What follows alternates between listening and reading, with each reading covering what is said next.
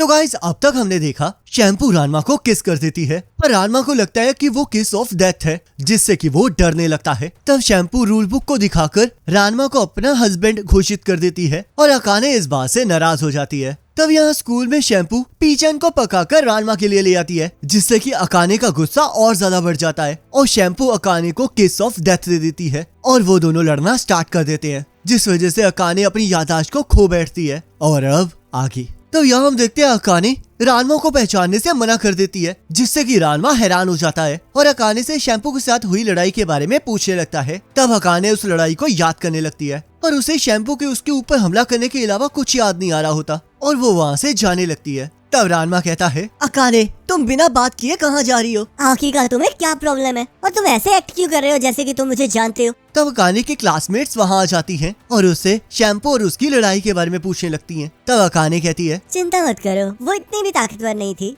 तब रानमा कहता है, हाँ इसीलिए तो तुम वहाँ पर बेहोश पड़ी थी ना। आखिरकार तुम हो कौन? ये तो मुझे इतनी देर से कुछ बता नहीं रहा। तुम ही बताओ, क्या ये एक ट्रांसफर स्टूडेंट है? तब अकाने की सहेली कहती है, अकाने तुम ये कैसी बातें कर रही हो? ये तो हमारे जीजू हैं और इनका नाम रानमा है। तब अकाने को कुछ समझ नहीं आ रहा होता और उसे रानमा का नाम सुनकर कुछ याद आने लगता है और तब हम देखते हैं वो रानमा के रिलेटेड सभी चीजों का नाम लेने लगती है, जिससे कि रानमा को एहसास हो जाता है कि अकाने सिर्फ उसे ही भूली है। तब रानमा पीचैन को उठा लेता है और अकाने रानमा पर हमला करके पीचैन को वापस देने के लिए कहती है, पर रानमा उसके हमले से बचकर पीचैन को अपने साथ ले जाता है। तब अकाने कहती है, आखिरकार ये बंदा है कौन? तब अकाने की दोस्त कहती है, मैंने तुम्हें अभी तो बताया है, ये तुम्हारे होने वाले पति परमेश्वर रानमा है। तब रानमा रयोगा के ऊपर गर्म पानी फेंक देता है ताकि वो उसे अकाने और शैम्पू की लड़ाई के बारे में बता सके, पर रयोगा इस बात से साफ साफ मना कर देता है क्योंकि उसे इसी बात की खुशी हो रही होती है कि अकाने रानमा को भूल चुकी है, जिस वजह से अब वो अकाने को रानमा की भाभी बना सकता है। तब रानमा रयोगा को सबक सिखाने के लिए सभी लड़कियों को अंदर बुलाने लगता है और रयोगा अपनी इज्जत बचाने की खातिर रानमा को सच्चाई बताने के लिए तैयार हो जाता है। पर हम देखते हैं रयोगा को कुछ पता नहीं होता क्योंकि शैम्पू अकाने पर हमला करने से पहले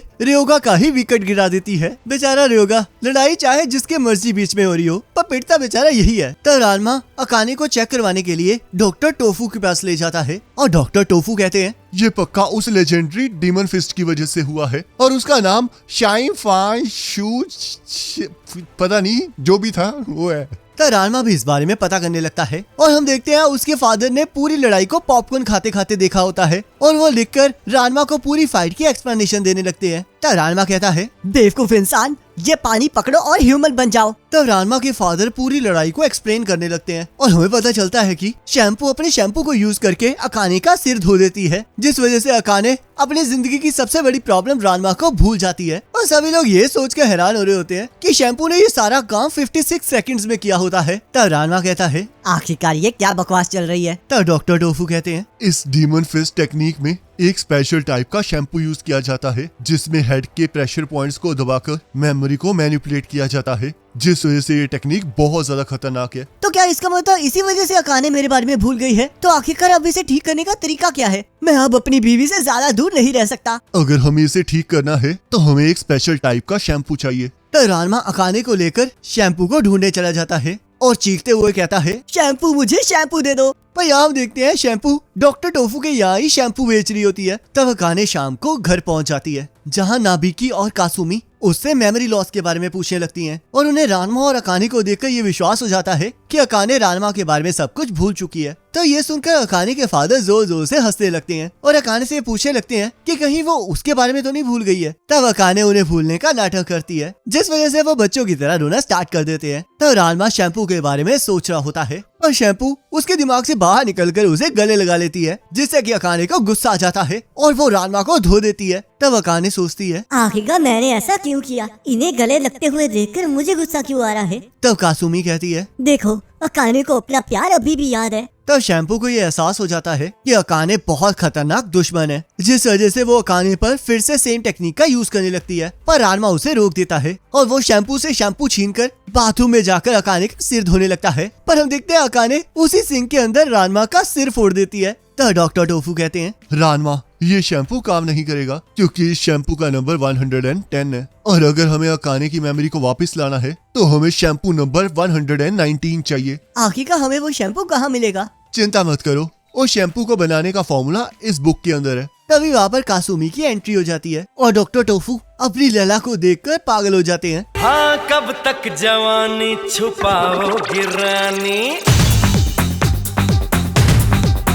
और उस बुक को फाड़ देते हैं। तो रानमा डिसाइड करता है कि वो चाइना जाकर उस शैम्पू को खरीद लाएगा और हम देखते हैं सभी लोग उसे वहाँ से कुछ न कुछ लेकर आने के लिए कहते हैं। आखिरकार ये किस तरह की फैमिली है, इन्हें तो बस अपनी पड़ी है। तब अकाने सोचती है आखिरकार ये कौन है जो मेरे लिए इतना सब कुछ करने के लिए तैयार है। तो रानमा अकाने से वादा करता है कि वो उसकी मेमोरी को वापस लाने के लिए कुछ भी करेगा, जिस वजह से अकाने के फादर और रानमा के फादर दोनों इमोशनल हो जाते हैं और रानमा को शाबाशी देने लगते हैं। तब अकाने सोचती है इस लड़के के बारे में कुछ ना कुछ स्पेशल तो जरूर है जो कि मुझे इस लड़के को याद करने पर मजबूर कर रहा है। गाइस इतना प्यार देखकर तो मेरा तो हो चला, मैं जा रहा हूँ, तुम देख लेना। तो रानमा चाइना के लिए निकल जाता है और ये सोच रहा होता है कि उसे फिर से तैरकर चाइना पहुँचना होगा क्योंकि उसके पास वहाँ जाने के तो पैसे ही नहीं होते। तभी शैम्पू उसके पास आ जाती है जो कि उसे 119 नंबर का शैम्पू दिखाती है। तब रानमा शैम्पू के शैम्पू को हासिल करने के लिए उसके पीछे भागने लगता है पर शैम्पू उस शैम्पू को छुपा लेती है और रानमा उसे पकड़कर उस शैम्पू को छीनने लगता है, जिससे कि शैम्पू जोर जोर से चीखने लगती है और रानमा उससे माफी मांगते हुए कहता है ठीक है,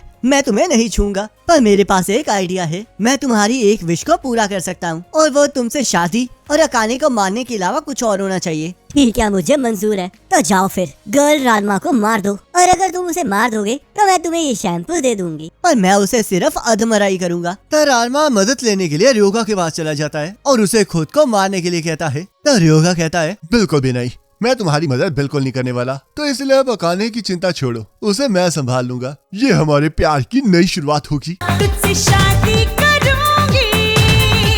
तब अकाने के बारे में सोच सोचकर रयोगा के मन के अंदर लड्डू फूटने लगते हैं और रानमा उसका सिर फोड़ देता है। तब रयोगा और वो लड़ना स्टार्ट कर देते हैं और रयोगा रानमा को मारने की धमकी देता है, जिससे कि रानमा बहुत खुश हो जाता है। पर हम देखते हैं रानमा रयोगा को ही धो देता है और कहता है आखिरकार तुम इतनी जल्दी बेहोश क्यों हो गए? तुम्हें तो अभी अकाने की मेमोरीज को वापस लाने के लिए मुझे मारना था। तो ये बातें सुनकर रानमा के फादर और अकाने के फादर बहुत ज्यादा इमोशनल हो जाते हैं और रानमा को मार मार कर जन्मों का बदला लेने लगते हैं, जिसे सुनकर अकाने वहाँ पर आ जाती है और अपने फादर को रानमा को मारने से मना करती है। तब रानमा कहता है इस लड़ाई से दूर रहो बेवकूफ। आखिरकार तुम ये क्या कह रहे हो? तुम्हें क्या लगता है मैं चुपचाप किसके लिए मार खा रहा हूँ? तुम्हें तो कुछ समझ नहीं आता है, तुम बिल्कुल भी क्यूट नहीं हो। तब इतने प्यार भरे लफ्ज को सुनकर अकाने को कुछ याद आने लगता है और अकाने के फादर रानमा को सब कुछ रिपीट करने के लिए कहते हैं और हम देखते हैं रानमा अकाने के ऊपर अपनी भड़ास निकालने लगता है, जिसे सुनकर रयोगा रानमा को एक मुक्का मारता है और रानमा कहता है तुम अभी भी जिंदा हो। तब हम देखते हैं रानमा के इतने प्यार भरे लफ्जों को सुनकर